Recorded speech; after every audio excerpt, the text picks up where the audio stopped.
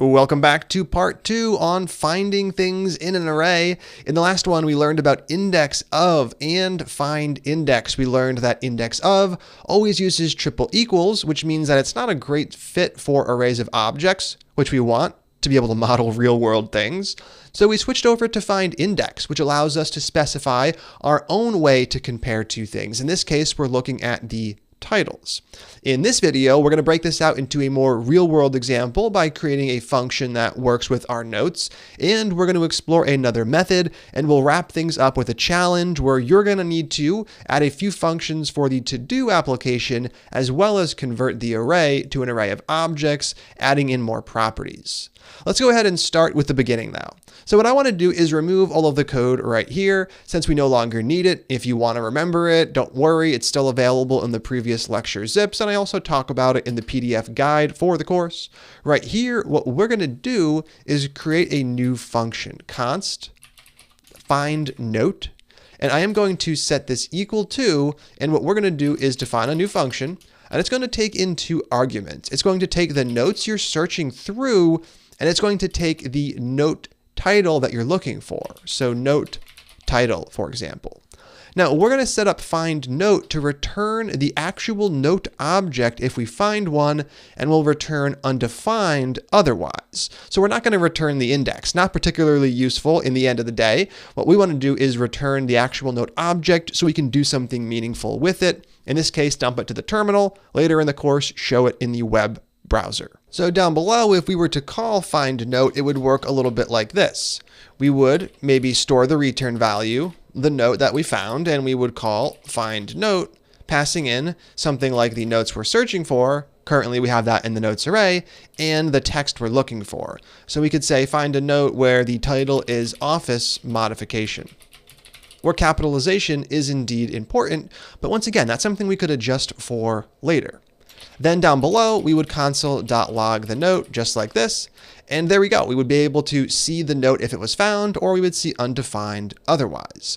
Let's go ahead and actually get this in action. Down below, I'm going to comment out all of the other lines we have so far, and we're going to focus on just this stuff, just on our array of notes and the find note function. So what's the goal here? The goal is to find the note. So we'll start by using find index to get its index. We'll then be able to use the bracket notation we already explored to actually get back the object. So I can go ahead and search for it right here. Const index. I can set it equal to. Here we're going to use notes dot find index, just like we did below. We pass in our function. The function gets called with those two arguments. We get called with the note and the index. Now you don't have to name index if you're not actually using it, so you could leave it like this. I'm just providing it here to remind you that you do have access to both of these. Later in the course, when we get more comfortable with the methods, we can just define the ones that we're actually using. So what's the goal inside of here? The goal is exactly what we did down below. It is to return true or false, depending on whether or not that note title equals what was passed in.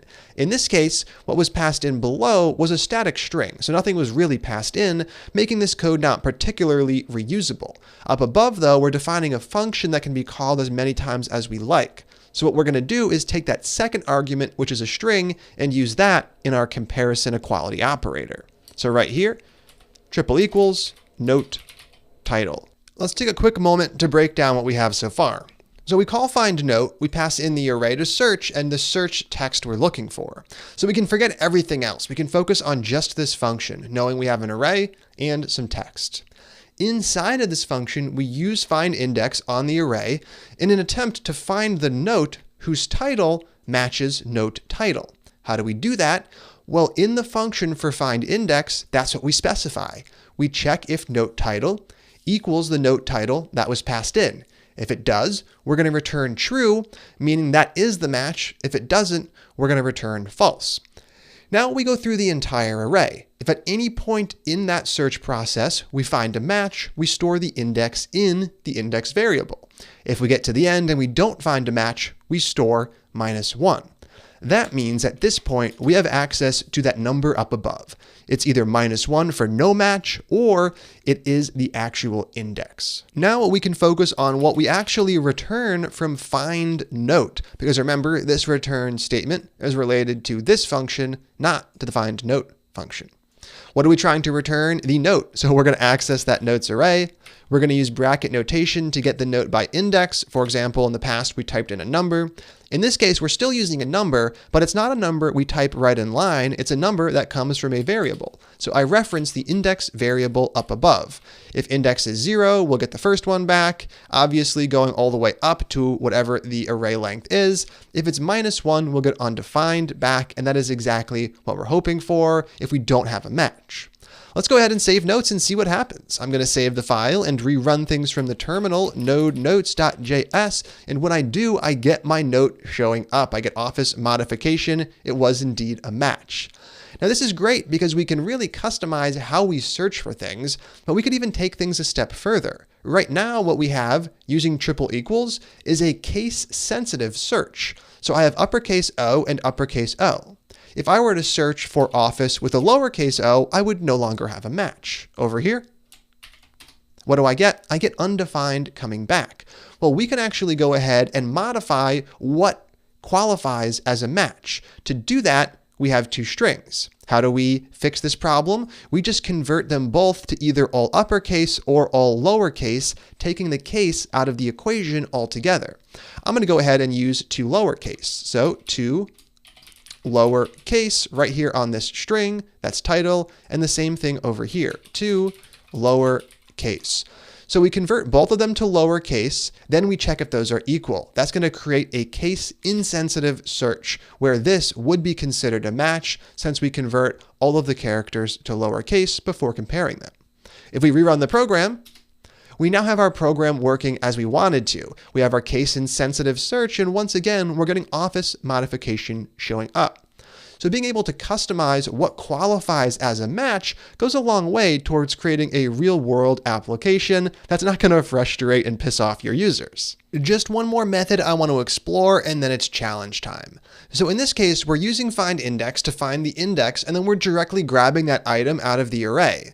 There's actually a function that does some of this for us, making our life a bit easier.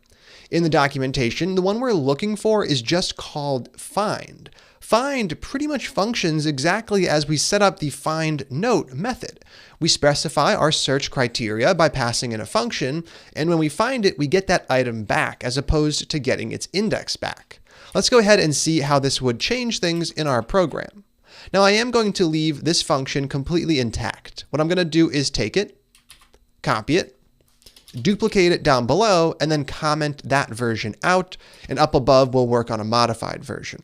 I can also remove the comments down below, no longer any need for those. And now up above, we're going to modify our function. Now, most things are going to stay exactly the same, and the reason is that the call signature for findIndex and find are identical.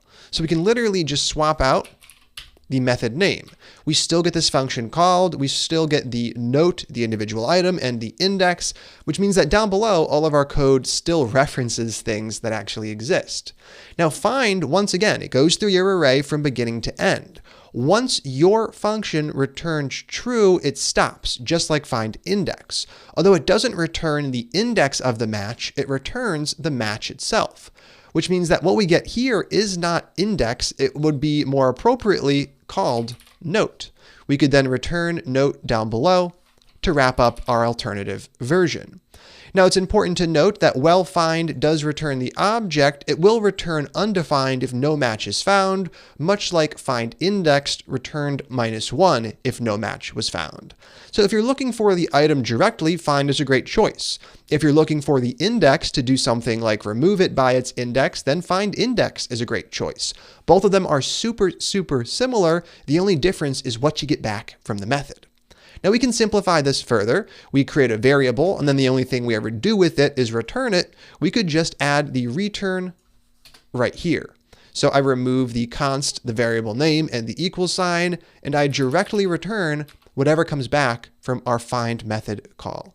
Now I can return remove this last line, and there is our modified version. Now, both of those would be considered fine ways to get the job done in terms of code quality and performance. I'm just showing you two different ways we can work with our arrays when it comes to finding things. Now, let's prove that it actually still works by rerunning the script. I'll rerun it. I do get office modification showing up. And if I were to change this to something that doesn't match, like some other office modification, I would expect to still get undefined back. And if I run the script, that is exactly what we get. All right, last comment before the challenge. It's that arrays are also passed by reference, which means that if I pass an array into a function and I make a change to that array, I'm going to see it reflected in the original one, just like we saw with our objects. I pass an object in, I change the object, the original object is also changed. That means if in find note, I did something like notes.push and added on a new note, it wouldn't just change the local array, it would also change the one that was passed in, which is this guy up above. So it's important to keep that in mind. Notes.push isn't modifying some sort of clone, it's actually modifying that original array. Now, the reason I tell you that is because you're going to have to use just that to complete the challenge. So over in todo.js, it's going to be up to you to write a little bit of code and make some changes to some existing stuff. I'm actually going to kick things off by deleting all of the code we have so far and outlining what I'd like it to do inside of comments. The first of two things I want you to do is the easy one. This is to just convert the array of strings up above to an array of objects. The array of strings limits our ability to model a to-do accurately. We're going to switch to an array of objects so we can add on more properties to make our to-dos more real world, like knowing whether or not they were completed. So right here, convert array to array of objects. And each of our to-dos, each object in that array is going to have two properties. The text is just the string we have above, so we already have that information. And the other one is going to be a completed property, which is going to be true if the to-do is completed and false otherwise. Now, when you convert your items, make some completed and some not completed just to switch things up. That's step one. Step two is going to be to create a function that works with the array of objects, and the one that you're going to create is going to allow us to remove a to-do. Right here, create function to remove a to-do by text value. So I want to be able to provide some text like buy food to remove that item from the array completely. Now it is going to be an array of objects, so we're going to need to use some of the methods we just talked about. Down below, I'm going to give you two things. I'm going to give you the function call, so we're all on the same page, and a quick console.log. So the function is going to work a bit like this. You could call it something like delete to do. It's going to take the array that you're looking for, the thing to remove should live inside of there, and it's going to take the text for the thing to remove. So I could say I'm trying to remove the to-do with a text value of buy food. Now notice that the cases do not match up, so I want you to make this search case insensitive just like we did before. Now the delete to do function doesn't need to return anything. If it finds a match, it's going to delete it. If it doesn't find a match, it's going to delete nothing, and then what we're going to do down below is use console.log to print the to-dos array to see exactly what changed. So in this case, I would expect one of the items to be deleted.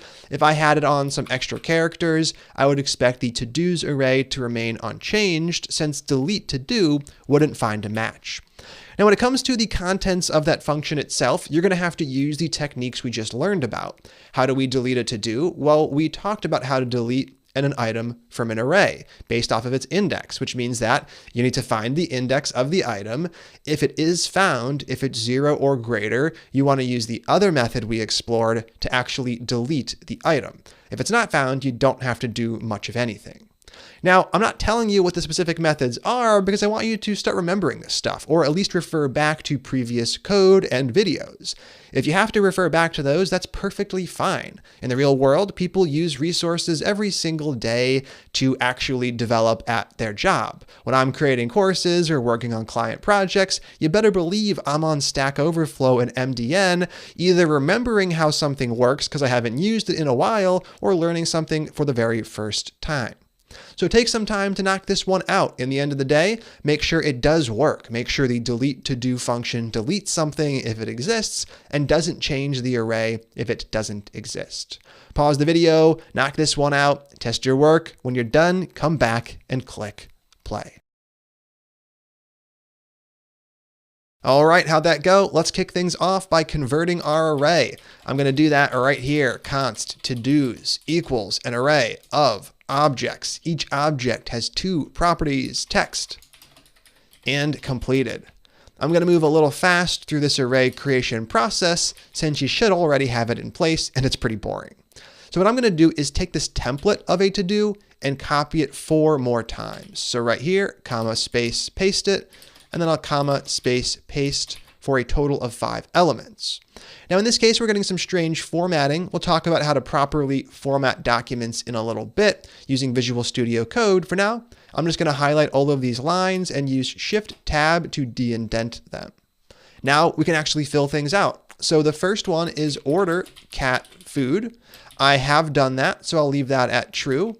Then down below, I have clean kitchen. I did not do that one, so I can go ahead and convert that completed value to false.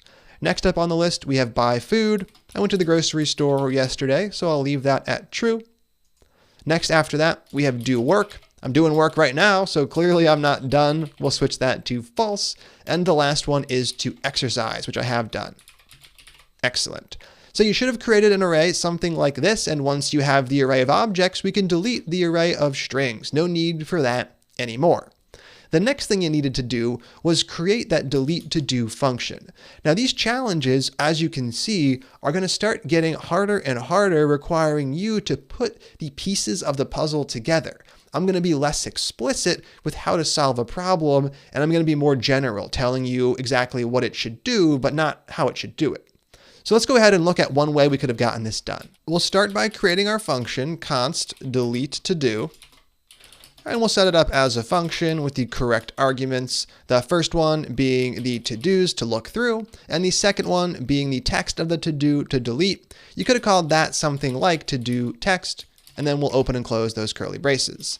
Looks like I have one extra space right here. Not going to crash the program, but we do want to stick with consistent formatting. Now, we know how to delete something from an array. We use splice, and we know that splice requires the index of the item. So the first thing we're going to do is use find index to find the item in the array if it exists at all. Const index. We're going to call todos.findIndex, and we're going to call it with the function it expects. Now, remember, this function does take the arguments. We take in the individual to-do in this case and the index. Since I know I'm not going to use the index, I'll just leave that off. And in here, all we have to do is set up the return statement. We return, and this is where we specify the criteria for saying that, yes, this to-do matches this to-do text. And for us, it's going to be accessing the to-do.text property. For a case-insensitive search, I'm going to convert it to lowercase using that method. Then we're going to check if that equals, and right here, we're going to look at the to-do text that was passed in, and we're going to convert that to lowercase as well. Now we're in a situation where we have the index. It's either -1 for no match, or it's 0 and above for a match. So I'm going to check if index is greater than -1. If it is greater than -1, we know we have a match. What are we going to do? We're going to remove an item. If it is -1, we don't even need to do anything. There's no need for an else clause. In here, let's go ahead and use todos.splice to remove the item. The first thing is the index where we're trying to start. We already have that value right there. The second one is the number of items to remove. We're just trying to remove 1, so we'll provide the static 1 right in line. And there we have it. This is all we need to do to create the delete to do function. Hopefully you were able to get at least part of that done, and maybe you even solved this whole thing. Let's go ahead and see if we solved the whole thing by running the script. Over here, I'm going to run the program. That is not the notes file, but the other file. So let me back out. todo.js. And when I run the file, what do I get? I get 4 items: order cat food, clean kitchen, do work, and exercise showing up. The removed item, buy food, is nowhere to be found. That means we did get an index back. the index was greater than -1, and we successfully removed it. Now remember, splice only works because arrays are also passed by reference. That means when we modify this array right here, it's going to change the one that was passed in, which is this guy up above. Down below, we can make sure it doesn't do anything if it doesn't find a match. Let's add some extra characters in. I'm just going to toss a couple exclamation marks up front, just some gibberish to make the two different, and I'll rerun the script. When I do, this time around, I can see that all 5 items are showing up. So nothing was removed because there was no match, and that is exactly what we were hoping for.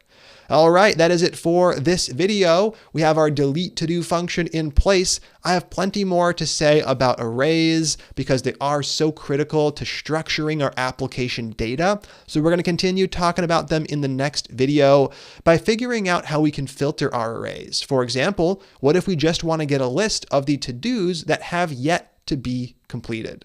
Let's go ahead and jump right in.